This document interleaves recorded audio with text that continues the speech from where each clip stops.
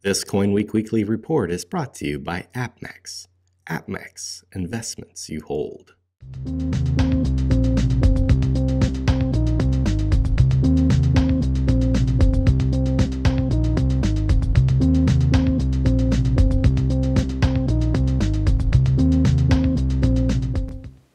Hi everybody, CoinWeek Editor Charles Morgan here. This is your CoinWeek Weekly Report for the Labor Day week, starting September 7th, 2015. It's hard to believe that we're already into September.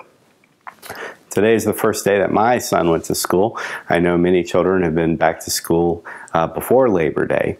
But as we enter the fall, there's several numismatic events worth noting.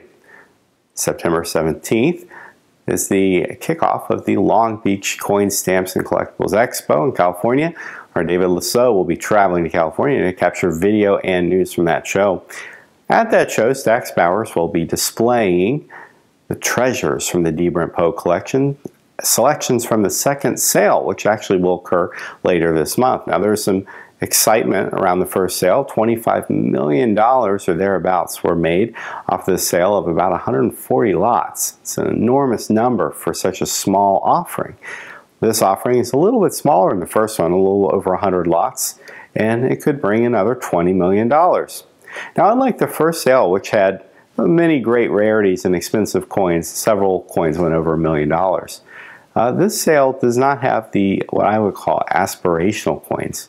Now, that's because the half dimes aren't being sold.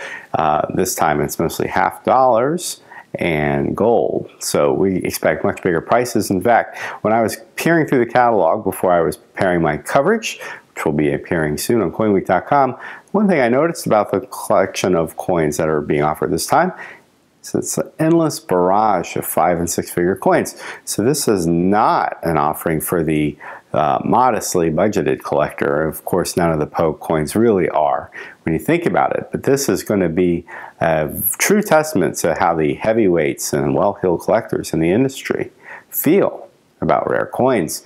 And we'll be there on September 30th in New York City as Stax and Sotheby's offer the second offering of the D. Brent Pogue collection. We're excited to bring you video coverage like we did the first time. If you want to check that out, I'll give you a link at the bottom of this screen that you can see our first sale coverage.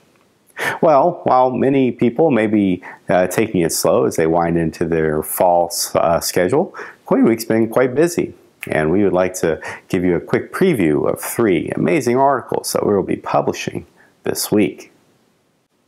Batting leadoff this week was Mike Markowitz's interesting take on stamps featuring images of ancient coins. We published this article on Monday. You'll definitely want to check it out. And following that is David T. Alexander's piece, The Last Coins of the Holy Roman Empire. The old schoolboy joke is that the Holy Roman Empire was neither holy nor Roman nor an empire. Well, we'll have to see what David T. Alexander has to say about this very fascinating group of European polities and their last coinage. And on Wednesday, award-winning CoinWeek columnist Greg Reynolds will file his report as he continues his preview of the Pogue collection. We expect also to see Greg in attendance on July 30th. And wrapping up the week is a piece by Josh McMorrow Hernandez, which takes a look at modern coins and asks the question, will these numismatic objects du jour sustain interest in the long term? You'll find all these articles and more this week on CoinWeek.com. And here are the 5 most popular coin profiles featured this week on CoinWeek.com. And here are your top 5 coin profiles for the week based on CoinWeek reader response. At number 5, Australia's $5 silver commemorative coin, marking the 125th anniversary of the establishment of Western Australia's state government. Number 4, the French 100 euro silver rooster. This bullion coin is the work of longtime Monnaie du Paris designer Joaquin Jimenez. The coin's obverse features a stylized interpretation of France's beloved rooster. At number 3, the recently released United Kingdom £10 silver coin, commemorating the centennial of the Great War, World War I. This solemn remembrance features celebrated artist James Butler's harrowing depiction of the blood-soaked mud and stripped bare tree lines of the European countryside as it appeared in the aftermath of battle. Rounding out our top 5 are 2 coins from the United States. Number 2, the 2015 Blue Ridge Parkway National Park Quarter. Where Hubert and I grew up, the Blue Ridge Parkway was just a short drive away. So the scene depicted on this America the Beautiful quarter seems like it was pulled from our childhood memories. Readers enjoyed this 2015 release and also our number 1 coin profile, the Bombay Hook Quarter. No, the name of this national park wasn't derived from the Indian subcontinent, but from an Anglification of the Dutch word Bombay Hook. This wildlife preservation is an important avian stop for migrating birds along the East Coast. And that's your top 5 coin profiles for the week. And that about does it this week. Of course, we're going to follow the news every day as it breaks and keep you informed on CoinWeek.com. We thank you for your support. Thanks for following us on Twitter, liking us on Facebook, and subscribing to our YouTube channel. Also, be sure to check out our weekly coin giveaway. You can register to win by clicking the silver eagle icon at the bottom of the screen.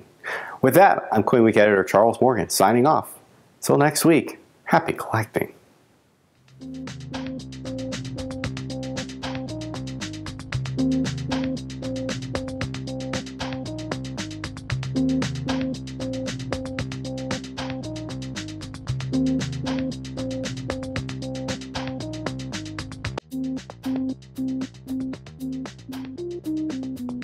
If you like this video, you'll love these 3 videos, and please subscribe to our YouTube channel. CoinWeek is the #1 source online for all things numismatic. Visit CoinWeek.com to take your hobby to the next level.